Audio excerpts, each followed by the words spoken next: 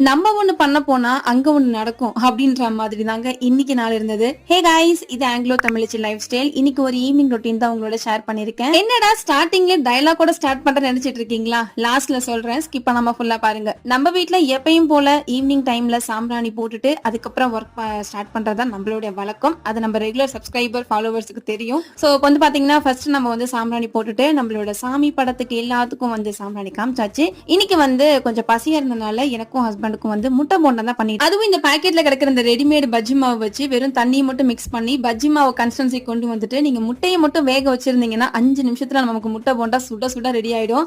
நாம எப்பயுமே வந்து ஈவினிங் டைம்ல டக்குன்னு முட்டை இருந்தா இது மாதிரி தான் பண்ணுவோம். சோ இதுக்கு ப்ரமோஷன்லாம் கிடையாது, ஜஸ்ட் ஷேர் தான் பண்ணிக்கிட்டேன். கடைசியில சொல்றேன்னு சொன்னேன்ல, அது வேற ஒண்ணு இல்லைங்க. நான் ஒரு வீடியோ டவுன்லோட் பண்ண போய் ஒருவேளை ஸ்டோரேஜ் பத்தாம தான் டவுன்லோட் ஆக மாட்டேங்குன்னு நினைச்சு நம்ம ரெசிபி வீடியோவும் சேர்த்து டெலிட் பண்ணிட்டாங்க. அது இப்போ எங்க இருக்குன்னே தெரியல. அதை நினைச்சு இன்னைக்கு ஃபுல் டே பயங்கரமா சேடா இருந்தேன்.